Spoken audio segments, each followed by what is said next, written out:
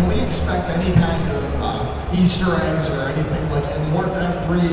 There was like the Hydralisk skin. Can we expect to find any like maybe pandas or some cows or something? I think we have enough Easter eggs in this game to fill up a hen house or a bunny house. I'm not sure how that works. Yeah, we constantly are dropping in a texture here that says something, or a little animation of something that was referenced from some other game we did ages ago. Or I don't know about the panda thing. I don't really get that, but Panteran Marine. Like the sound of that. Yeah, I don't know. That doesn't sound good. What about you? You guys in for hiding things in the game anywhere, or should we just try to show this game? We can spend another couple years on it. A lot of Easter eggs if you guys want. You guys don't mind waiting, right? Get some time. There's actually quite a bit of little fun things we put in there. It might just be for ourselves. But there's definitely little things. If you're dedicated and you go through all levels and really, scour the art, you'll find stuff for sure. Before we move on real quick, I just want to see, okay, who here likes Terran best? Hey, you gotta scream though. Alright, what about Protoss? What about gnomes? Nobody, see, no one likes gnomes. What about Zerg? I think the gnomes got it.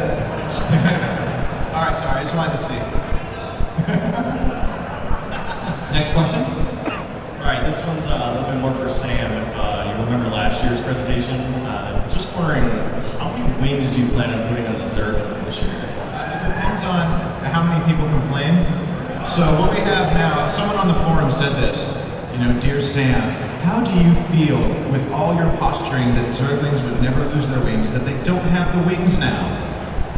Apparently they don't know that it's an upgrade. So, that person doesn't have to use them as an upgrade, but be prepared to get schooled then. So if you want to have the coolest Zerglings, you gotta get the wings. Next question. When it comes to the gameplay units, when you design stuff like the Thor, is it the gameplay guy saying, hey, make a mobile fortress with 17 guns on top? Or is it your guys' concept getting interpreted into the gameplay?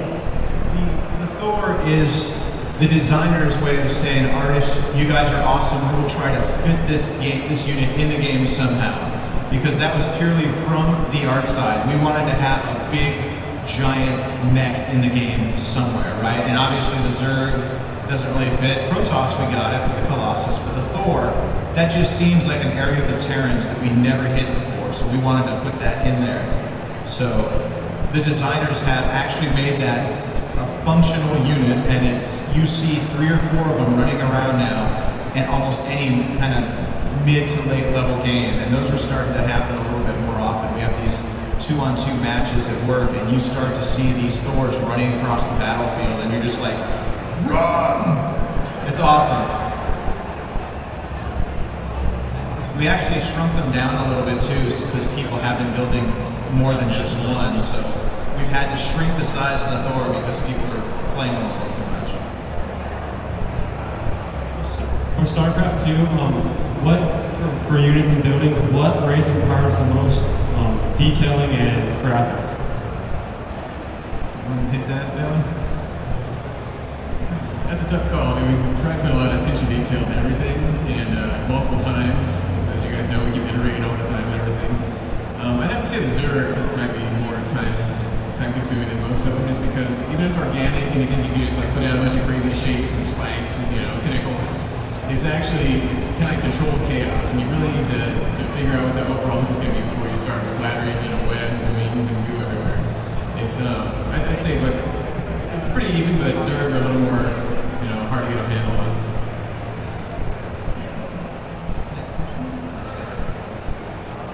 Hi, in regards to the new explosions and physics, how much do they interact with each other? For instance, can buildings explode and collide into each other? Or, yeah. Yeah, actually, we have we have the haptic physics in there, and we can control that with an LED system, a level of detail. have like a general kind of shape around it, so it's not per polygon, it's not super shrink wrapped around it, but they'll have a basic like dome around it, and other pieces from other buildings will fall onto and then bounce off of. But in general, the main thing we're worried about is the terrain. We want things that bounce on the terrain and look realistic. It goes through units where it's concerned, and that way it keeps it cheaper, so it depends on what kind of system you have as well, but those things can scale a bit, so. Yeah, a lot of the single player stuff too, we'd love to where if a building blows up, shrapnel flies, maybe it catches fire to this and that, and I'm not saying we have that in there, so don't hold that to me. But in multiplayer, we really want to keep it a little bit more tame. Of course, we can make the explosions cool and all that, but we really want to kind of focus so where there's not a lot of randomness going on as much as possible in multiplayer. Because the people love Starcraft for many reasons, but one of the reasons is that it's very balanced and very solid, and we don't want to kind of mess up the gameplay too much by having sort of random things flying around. And at times we had people thinking that, you know, their base was under attack because a little particle of fire from the lava world had flown too close to the camera, and it looked like there was this giant meteor that were going past. And they're like, oh, okay. So we even have to be mindful of little environmental effects like that. So. I was saying it's gameplay first, so no matter what happens in the game, like as much as we want to do something as an artist, we have to think about how it's going to affect the gameplay and how it's going to look in the game, because we don't want to confuse people and make things, you know, more difficult than they are. These are the things we have to live with. It's a tough life. Next question. I was wondering for the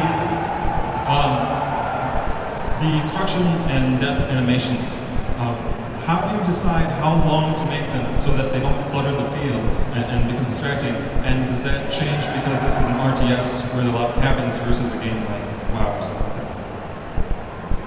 Yeah, it definitely changes. I mean, if we were doing a different genre, like a first-person shooter or like even WoW, for instance, we could have, you know, maybe bigger explosions, have debris that hangs around longer, you know, more carnage going on.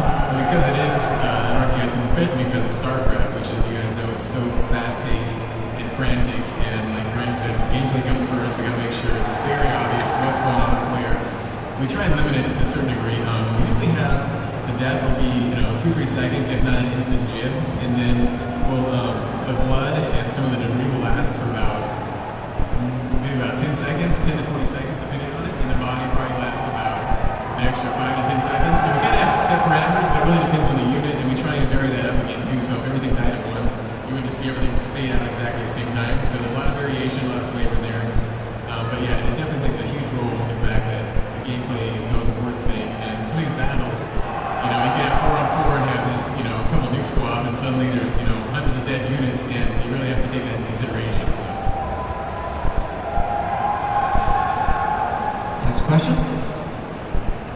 It appears that you've come a far way with the artwork, and the latest rumor that the game is delayed is because of Battle.net. So my question is, what is the art team doing now? What are you working on that it appears the core game is done? Are you starting on the expansion artwork, or something else entirely? We're still working a lot. Our main focus right now is the single-player mission. If in anything, if we find out we have an extra week, that means that we're going to go back and try to redo something that wasn't up to our standards. So depending on how much time we have, that just lets us know that we have that many more things that we can polish. Right now, though, we just kind of finished up going over a lot of the Zerg. Single player is our kind of big focus right now, and now we're even going over and going, you know, we could tweak this guy a little bit. We can add a couple more pieces of unique artwork to this tile set, this planet, because we were using a lot of leftover stuff from another planet. So it really hasn't changed us. We're still focusing really hard on getting all the art up to our level of perfection. And then if we find we have a couple more weeks on this or that, we're going to go back and probably redo a couple more of those, or add a couple more unique critters to certain planets, or just things like that to really help bring the single player and the planets more to life. Next question. I was just wondering when you guys first started working on Starcraft 2, like the artwork and stuff, like when was that? Like how long ago did you start all this? I still remember doing concepts we had the idea of trying out some new ideas for the Marine back when we were working on Warcraft